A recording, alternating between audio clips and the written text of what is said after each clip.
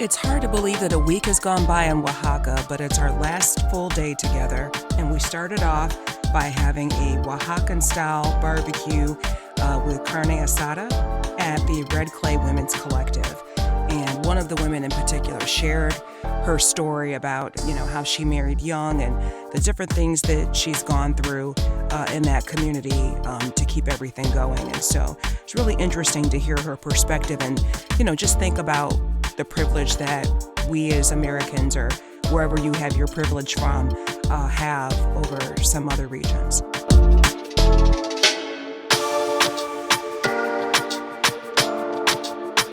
After that, we went to a Zapotec women-owned small business to see a demonstration that was specializing in red clay ceramics, and I even got a hand in it as well. So watch some of these clips where she's talking about the different aspects of making the clay, and she takes it as far as she can because, of course, there's, times of letting the clay sit and harden and things like that before we all tried our hands at it. The full firing, the start to finish process is about a month long, so we're not going to be able to take it home, but we will get hands on.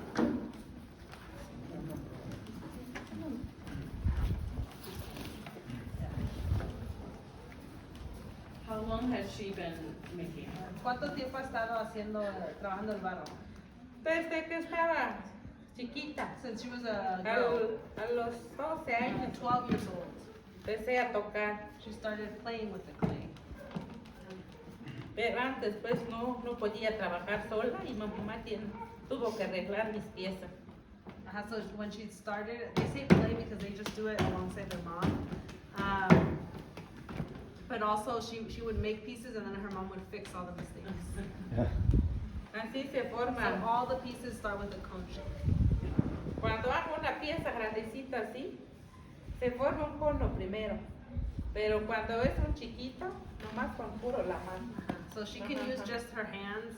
And she's gonna make like a miniature, but if she does something big, medium or big, then she's gonna start Y with ahora a cone ya shape. se forma. Dice, sí, ahora tengo que abrirlo. ¿Sí va a ser el que dijo? Sí. Pero we're trying to keep it a secret. Okay, tal vez no. Ya voy a abrir, ya abrí. Vendo, aquí ya llegan personas a comprar y venden Tlapolula. Y ya eventos de otra persona de Estados Unidos. ¿También por Instagram? Sí, por Instagram. So I was asking where's her clients coming from, and she's saying there's people that come all the way to her house now. A ver, sígale. Y mi primera herramienta, Her next tool is the corn cob. uno lote de la mazorca criolla. This is an organic corn cob from her heirloom corn that she grows herself. Primera herramienta. Este me ayuda para estirar el It barro, stretches out the clay, para que se va a formar cono. so it can be a longer cone shape. Any guesses of what she's gonna make if you already don't know? That she's giving you all is that she made an open cone. Big martini glass. Van a adivinar así el cono. Huh? Porque, por ejemplo, cada pieza tiene su propio cono. No, So no cualquier pieza voy a piece, hacer así. the cone shape will be different depending on what she's making. And everyone in the community is still working this way. There's no molds. Other pottery communities do have molds now.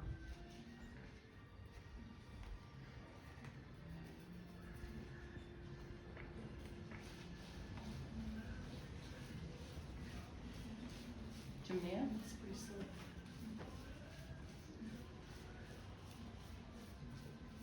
Ahora pues.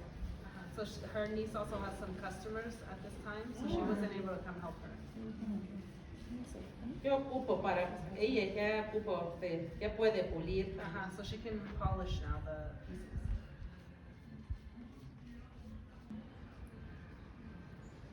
Oh, look how that changes it. That really changes it Yeah. when she rubs the leather on it. ¿Y ahora puso altar allá de sus papás o solo acá? Igual allá, Igual allá. ya también. Ya también hice altar. So she put a main altar also at her parents' house. They both passed, I think, in the past 2-3 years. and then she does one here too. Oh. We are truly sustainable here, Ajá, es como using es. all broken down pieces. Ajá. Ayer fue la comparsa. ¿A poco? Ajá. Ay, ya ves, no vi. Porque la casa de mi hermano no hay señal. Ah, she's like, I have been out of touch, not on Instagram, because in her brother's house, they don't have Wi-Fi. So she missed the videos, the coverage. Dije, Yeah, and she didn't add coils, right? It's all the same clay. Kind of like a pinch pot, sort of. Yeah, yeah, a big pinch pot.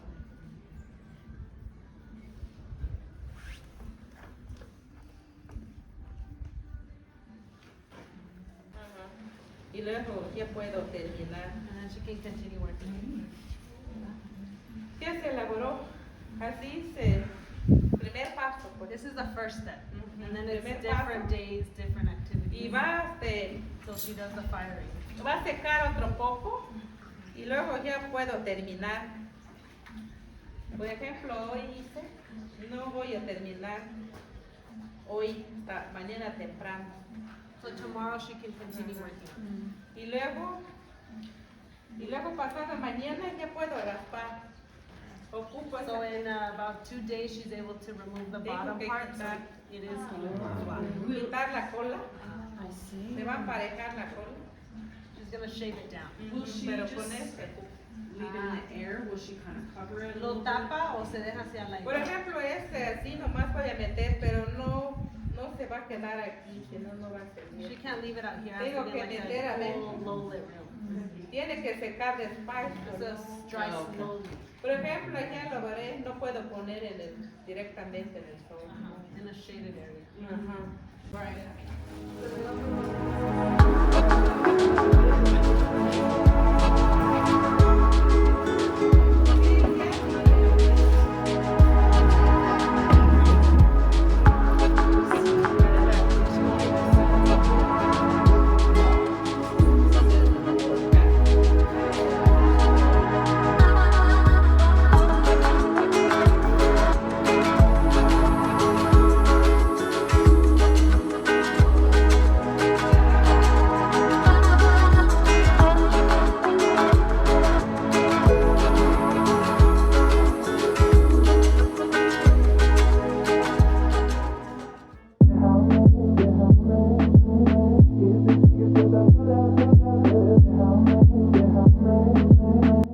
For our farewell dinner, we rode out into the agave fields, like in the middle of nowhere, to visit a 5th generation mezcal distillery. And, you know, those agave fields, it was beautiful to see, but quite cold. And we were basically eating in the dark. Like, we arrived at sunset and we ate in the dark.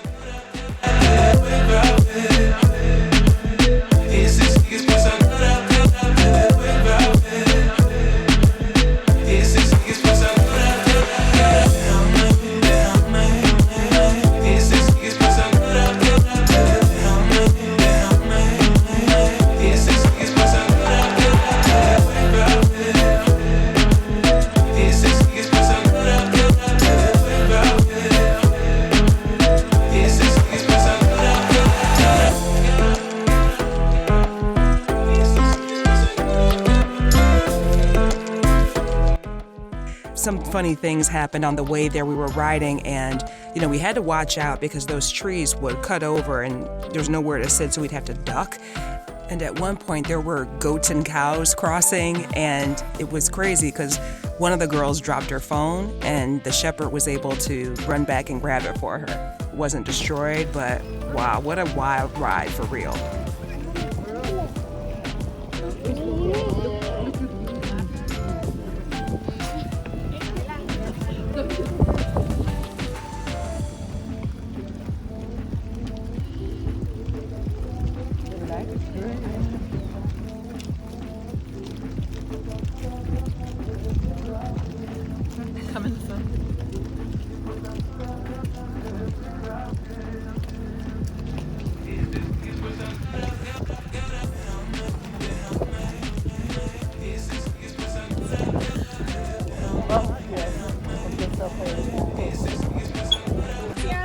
Muchas gracias. Gracias to the moon and back.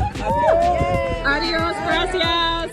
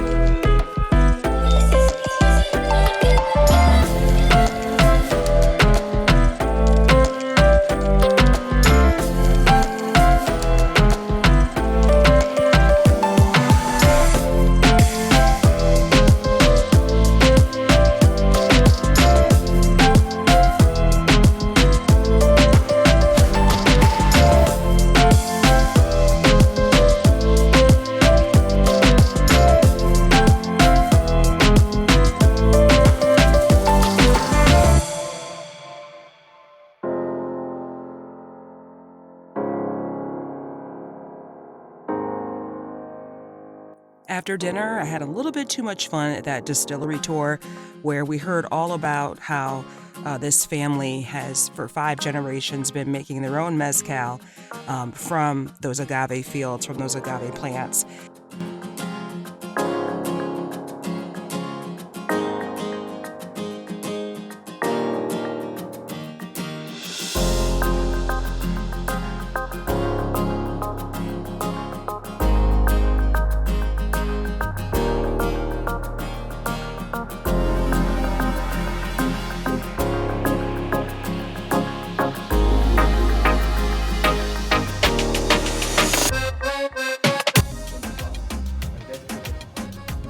What we do is we add all the juices in the agave fiber inside the stills. These stills, they're about 350 to 400 liters. One wooden tank feeds 4 stills. And we're growing as a company, and that's a good thing. We're adding more stills because our production is increasing too. We're baking or roasting 13 to 15 tons of agave per week. This week we took it slow because it's important for us to take a little break with the Muertos, it's important to cultivate. So then we add the agave fibers and the juices. At this time only. Is that what they're doing then? No, this is still first. Is this a 24-hour, like how late will your people, how late does your team work? Like 24 hours? We rotate our guys. So is it a, So the fire has to keep going. so all night long No, is there no, people no. working? I Or mean, there's, that one is not working right now. Okay. So it doesn't have to go. but is it a 24-hour How long process? does it boil till the water's, till the liquid? To get mezcal, I think it's about 4 to 5 hours process. Once you add the agave juices and the fibers and the still, then you start the boiling. You get about 60 to 80 liters of first distillation from one still.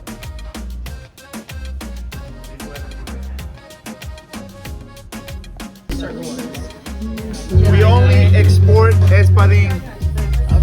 We're one of the favorites and most popular mezcal in probably 150 to 200 bars in New York. They get very heavy. Is this copper or what's this? It's copper. Yeah. And this was my grandpa. Wow. This was my dad's tool. That's cool. We have more tools that we eventually are gonna put up, but What's your dream for the business? Good question. And how can we help you? yes, you can help. Everyone can help us. I think to be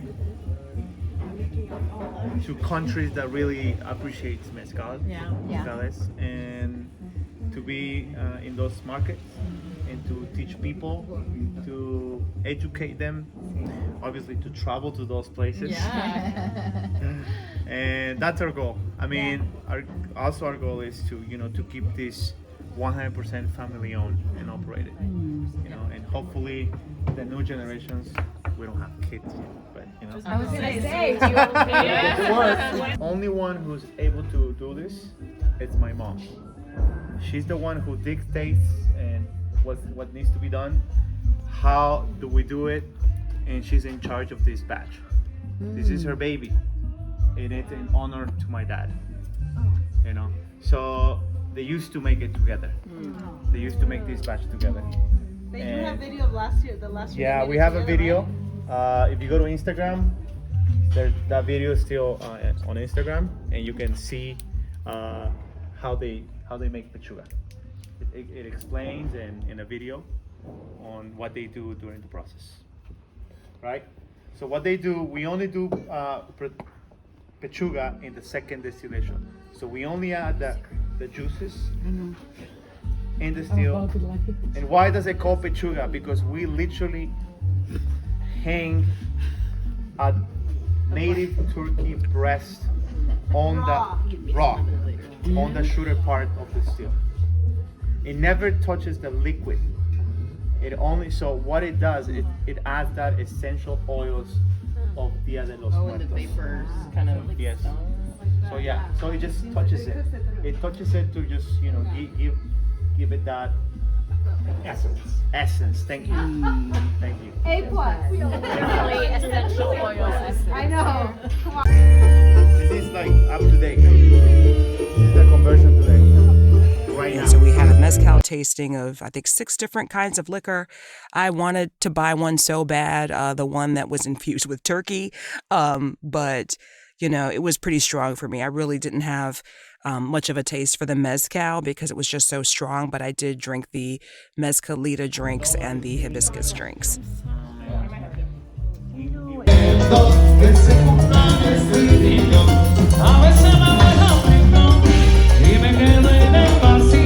Sufriendo por ti, amor mío, te llama mi corazón, soñando contigo, queriendo que se cumpla nuestro destino, y verás lo lindo de ser amor, cuando se quiere de verdad, pues se toca, no si se recorre, solo un corazón que es para los dos.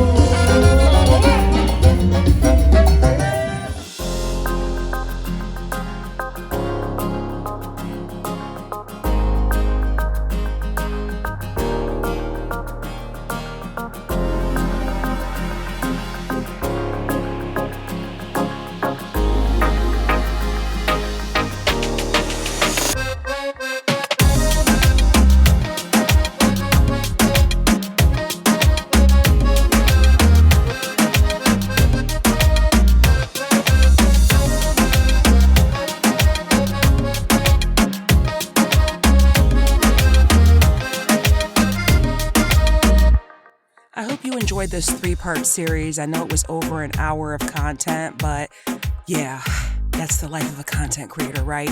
So anyway, if you haven't checked them out, check out parts 1 and 2, and also check out some of my other vlogs. I've also visited Colombia and Egypt with El Camino Travel as well, so check them out.